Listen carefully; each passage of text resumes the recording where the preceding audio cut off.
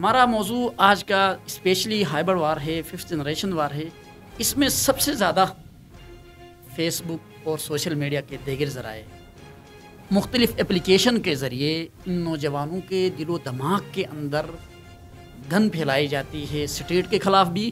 اسلام کے خلاف بھی۔ اسلام و فوبیا آپ سمجھتے ہیں، دنیا کے اندر مسلمانوں کو بدنام کرنے کے لیے خود مسلمانوں کو استعمال کیا جاتا ہے۔ تو نوجوانوں کے لیے میرے دل کی گہرائیوں سے یہ پیغام ہوگا کہ آپ محبتوں کو عام کیجیے۔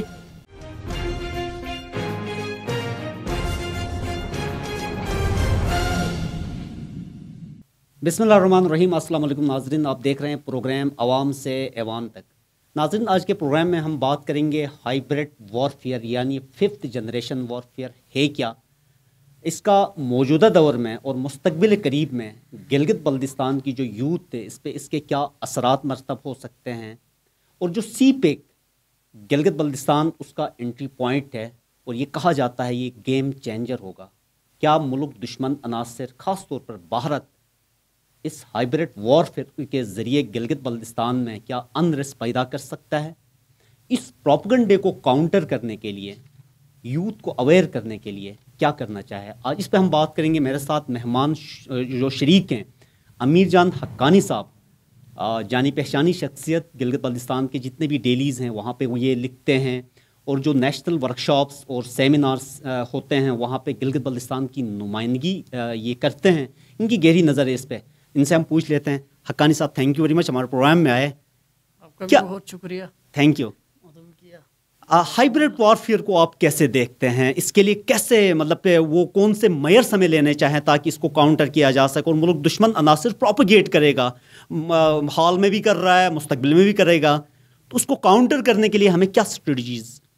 اپنانی چاہیے؟ جیسے آپ نے فرمایا ڈاکٹر صاحب، یہ وارفیئر سب سے پہلے مختصراً میں آپ کو بتاؤں نا، فرسٹ وارفیئر کیا چیز ہے۔ شروع میں جب ریاستوں کے مابین میں فوجی دستے دو بدو لڑتے تھے، آمنے سامنے ہوتے تھے، جنگ کا میدان سجتا تھا اور باقاعدہ مبارزت ہوتی تھی، مقابلہ ہوتا تھا، تو اس دور کو فرسٹ وارفیئر کہا گیا۔ اس کے بعد پھر اگلا جو دور آیا لڑائی کا، جنگوں کا، تو اس میں فوجی دستوں کی جگہ میں ٹیکنالوجی نے لے لی، ہتھیار آگے بڑے اور جو ہے نا فوجی دستوں سمیت ٹیکنالوجی جب اس جنگوں میں، ریاستی جنگوں میں، قبائلی جنگوں میں جب استعمال ہوئی تو اس کو سیکنڈ وارفیئر کا نام دیا گیا۔ اس کی مثال آپ پہلی جنگ عظیم لے سکتے ہیں۔ اس کے بعد ایک اور دور آیا تھرڈ وارفیئر یا تھرڈ جنریشن وارفیئر آپ کہہ سکتے ہیں۔ اس میں فوجی دستے کم استعمال ہوئے، ٹیکنالوجی زیادہ استعمال ہوئی، اور ساتھ ساتھ زمینی جنگوں کے بجائے ہوائی جنگیں بھی ہوئی، بحری جنگیں بھی ہوئی، اور جو ہے نا پہلے والے جو دونوں سلسلے تھے ان کے ساتھ یہ کچھ اور سلسلے بھی بڑی لیول کے جو ہے نا سلسلے جب چل پڑے تو اس کو تھرڈ جنریشن وارفیئر کا نام دیا گیا۔ اور جو ہے نا اس کی مثال آپ دوسری جنگ عظیم کی لے سکتے ہیں۔ اس کے بعد 1990 کے بعد یا اس سے کچھ پہلے سے فورتھ جنریشن وارفیئر شروع ہوئی، اور اس میں دنیا، میں مختصر بتا رہا ہوں، دنیا 2 بلاکس میں تقسیم ہوئی۔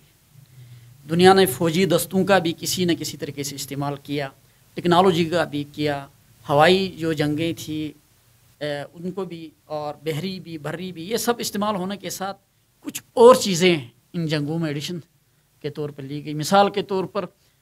دوسرے ممالک کے اندر، ریاستوں کے اندر پراکسی کے وار لڑے گئے، اور جو ہے نا ایسے حالات پیدا کر دیے گئے ڈائریکٹ مداخلت کر کے کہ جو ہے نا وہاں بدامنی ہو۔ آپ سادہ الفاظ میں یہ کہہ سکتے ہیں کہ فورتھ جنریشن وارفیئر جو تھا اس میں، جس کو ہم سر جنگ کہتے ہیں نا، دنیا ایک eastern block and western bloc, بالکل امریکہ لیڈ کر رہا تھا ویسٹرن کو، ایسٹرن کو Russia, U S S R, جی تو وہ زیادہ خود ریاستیں یا بلاکس انوالو ہونے کے بجائے دوسروں کے ذریعے یہ جنگیں لڑی گئی۔ اور پھر 2007-06 کے دورانیہ تک یہ سلسلہ چلتا رہا۔ اس میں سفارتکاری کا بھی عمل دخل ہوتا تھا، اس میں معیشت کو بھی تباہ کر دی جاتی تھی، اس میں حالات ایسے پیدا کیے جاتے تھے کہ وہ ملک انتشار کا شکار ہو جاتا تھا. یہ دورانیہ آپ یوں سمجھے 1980 کے بعد سے لے کر 2005-06 تک چلتا رہا. اس کے بعد ایک اگلا جو آیا وہ 5th جنریشن وارفیئر کے نام سے ماہرین نے لکھا ہے. یہ بعض نے لکھا 2007 سے اصطلاح کا استعمال کیا گیا ہے. اس میں ماقبل کے جتنے بھی ذرائع تھے کسی کو بھی مارنے کے، ختم کرنے کے، جنگ لڑنے کے، ان کے ساتھ پھر جو ہے نا زیادہ سے زیادہ کچھ ایسے ذرائع استعمال کیے گئے جس میں دو بدو جنگ کی یا پھر ٹیکنالوجی کی یا بم گرانے کی نوبت کم آتی تھی. آپ اس کو سادہ الفاظ میں کہہ سکتے ہیں کہ یہ ایک نفسیاتی ٹائپ کی بڑی جنگ تھی جو کم خرچے میں بہت زیادہ نقصان والی جنگ تھی. اور پھر یہ 5th جنریشن وار ہوتے ہوتے ابھی اس کو ہائبرڈ وار کا نام دیا جاتا ہے. میں آپ سے یہ عرض کروں کہ 5th جنریشن کا جو نیو ورژن ہے نا، میرے اندازے کے مطابق وہ ہائبرڈ وار ہے. اس میں بالکل نفسیاتی جنگ ہوتی ہے، بالکل بم نہیں گرایا جاتا ہے، بالکل بھی جو ہے نا کوئی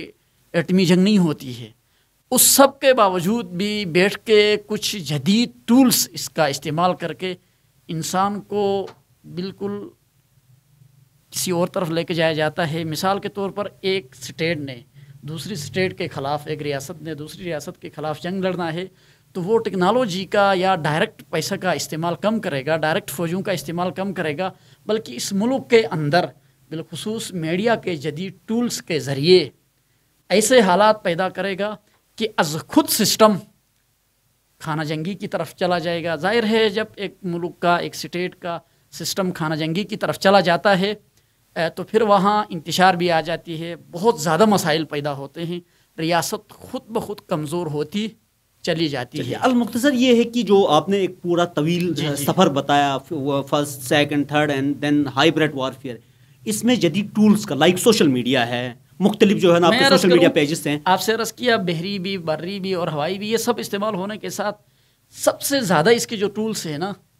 وہ صرف سوشل میڈیا بھی نہیں، سوشل میڈیا کے بھی کئی آپ جتنے بھی ہیں ان سب کے شمار کے ساتھ فلم کو بھی انتہائی زبردست طریقے سے استعمال کیا جا رہا ہے.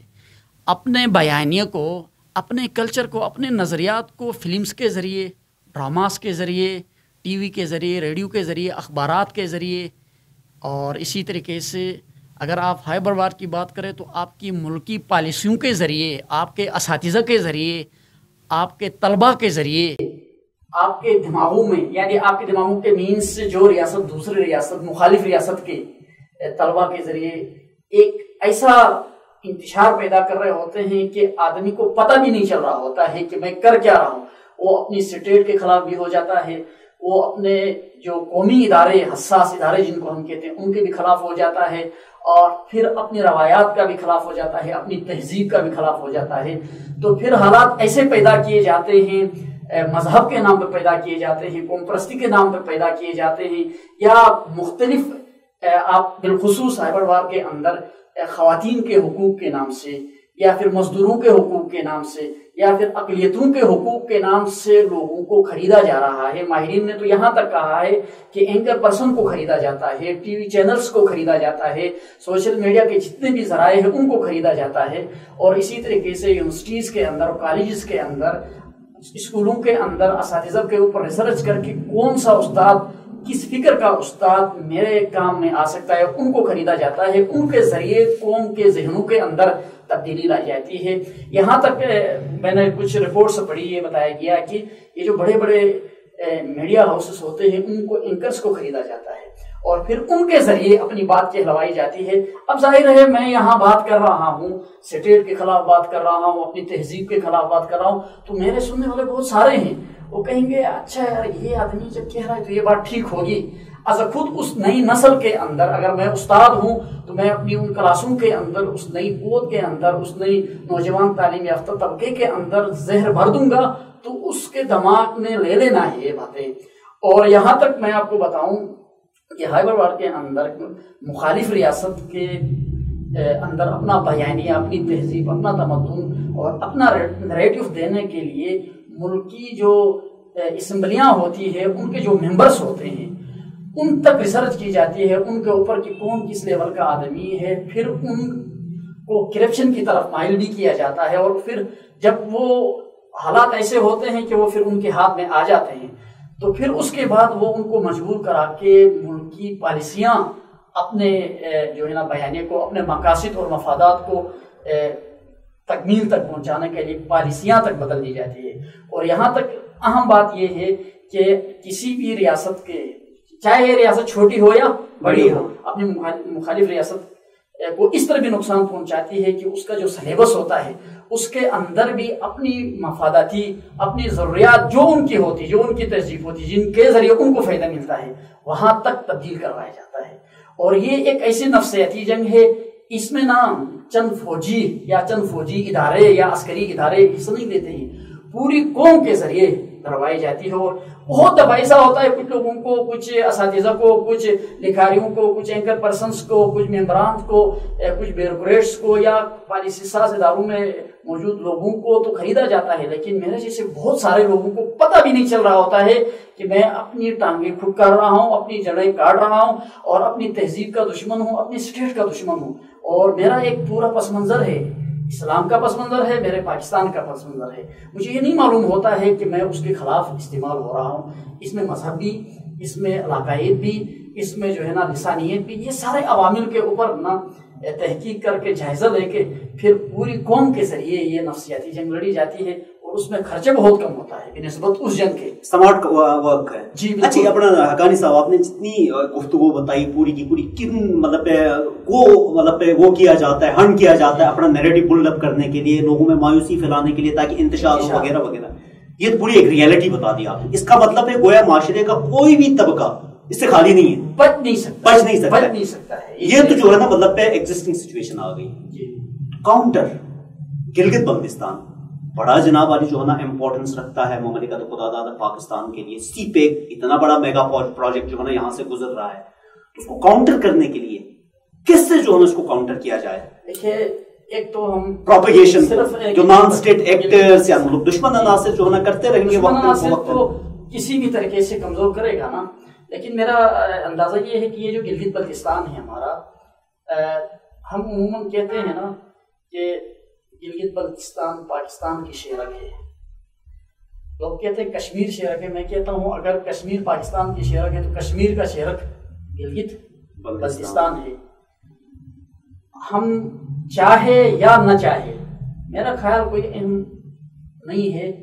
بہر صورت حقیقت یہ ہے کہ ہم ہے تو پاکستان ہے، پاکستان ہے تو ہم ہے۔ پاکستان کے ساتھ ہمارا سر اور دھڑ والا تعلق ہے، ہم اس تعلق کو توڑ نہیں سکتے ہیں، اور پاکستان کی وجہ سے ہماری پہچان ہے، اور ہماری ہی وجہ سے، گلگت بلتستان کی وجہ سے، یہاں کے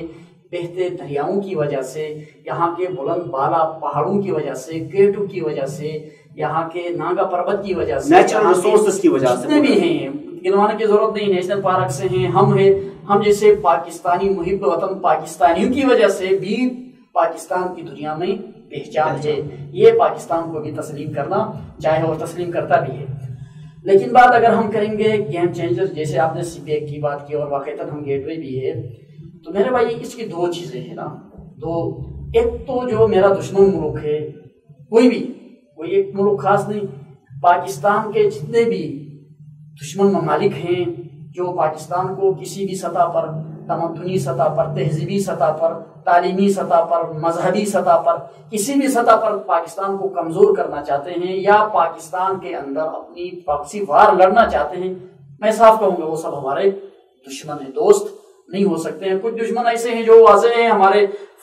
سرحدوں پر حملے کرتے ہیں، اور کچھ ایسے دشمن ہیں جو ہائبرڈ وار کے ذریعے ہماری جڑیں کاٹ رہے ہیں۔ یہ سب کی نظریں لڑائی گلگت بلتستان پر ہے، سی پیک پر ہے۔ اب مجھے اور آپ کو کیا کرنا چاہیے، اسپیشلی گلگت بلتستان کے لوگوں کو کیا کرنا چاہیے؟ مجھے غور سے دیکھنا چاہیے کہ کہیں جو ہے نا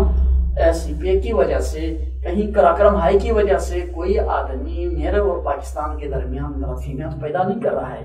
کہیں کوئی آدمی تعلیم کی شکل میں، کالم کی شکل میں، ٹاک شو کی شکل میں، کسی کتاب کی شکل میں، یا کسی گفتگو کی شکل میں پاکستان اور چین کے درمیان یا پاکستان کے جو دوست ممالک ہیں ان کے درمیان کوئی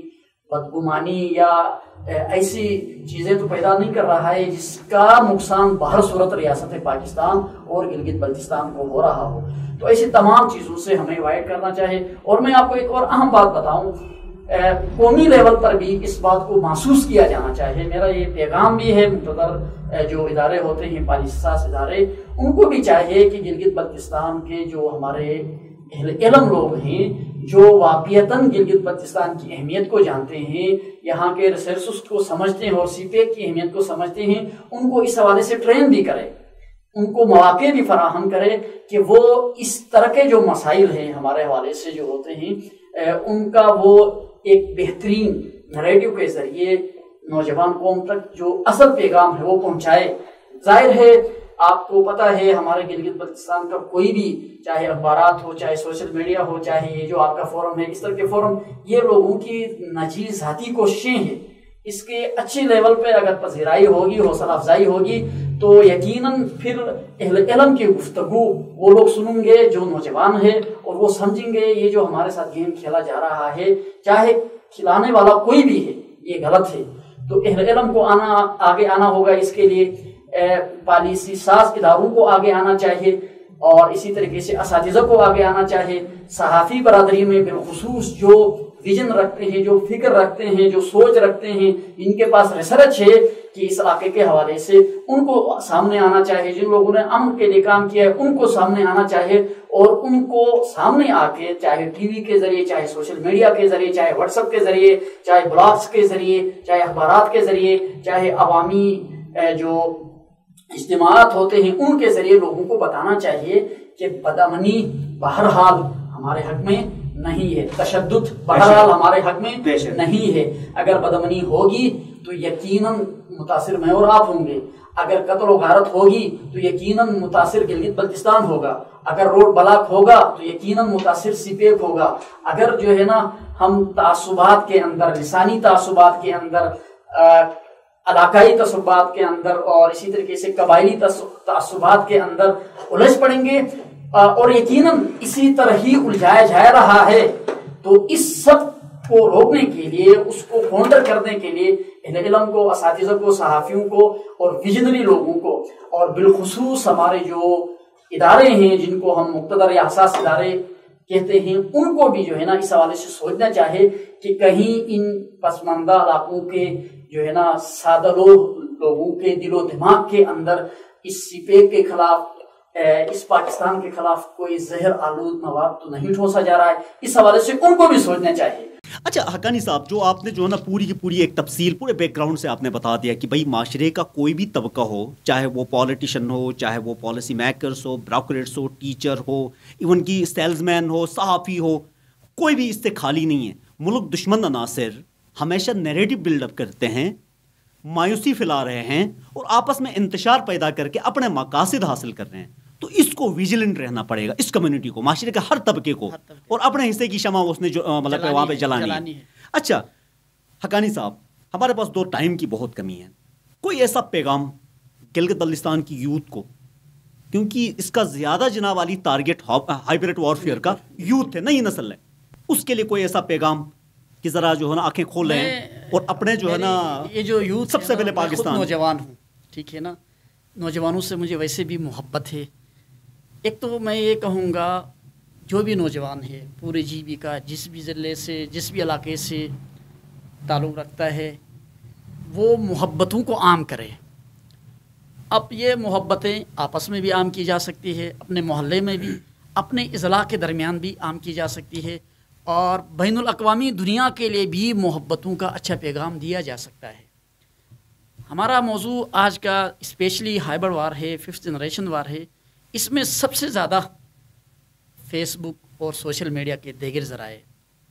مختلف اپلیکیشن کے ذریعے ان نوجوانوں کے دل و دماغ کے اندر گن پھیلائی جاتی ہے, اسٹیٹ کے خلاف بھی, اسلام کے خلاف بھی. اسلاموفوبیا آپ سمجھتے ہیں, دنیا کے اندر مسلمانوں کو بدنام کرنے کے لیے خود مسلمانوں کو استعمال کیا جاتا ہے. تو نوجوانوں کے لیے میرے دل کی گہرائیوں سے یہ پیغام ہوگا کہ آپ محبتوں کو عام کیجئے. نفرت, تعصب, حسد, ضد, کینہ, بغض, عداوت, تعصب, قتل و غارت, اور دھرندگی جہاں بھی نظر آئے، چاہے سوشل میڈیا میں نظر آئے، چاہے مختلف بلاگس کے اندر نظر آئے، چاہے اخبارات کے اندر نظر آئے، چاہے ٹی وی کے اندر نظر آئے، چاہے ریڈیو کے اندر، یا جتنے بھی ہائبر وارڈ کے جو ٹولس ہیں جن کے ذریعے ہمارے گلگت بلتستان کے اندر، ہمارے پاکستان کے اندر نفرت پھیلائی جاتی ہے، ان تمام چیزوں سے بچے، اور پھر بچنے کے ساتھ ہی کوشش کرے کہ آپ ان سے بچ کر کسی کی زندگی بھی بچا سکتے ہیں، ایسا کوئی پیغام دے دے، ایسا کوئی ذریعہ بنے کہ آپ کی وجہ سے اس سٹیٹ کو بھی، اس گلگت بلتستان کو بھی، اس گلگت بلتستان کی پوری قوم کو بھی کوئی نہ کوئی فائدہ ہو۔ اگر انسان بے فائدہ مرتا ہے،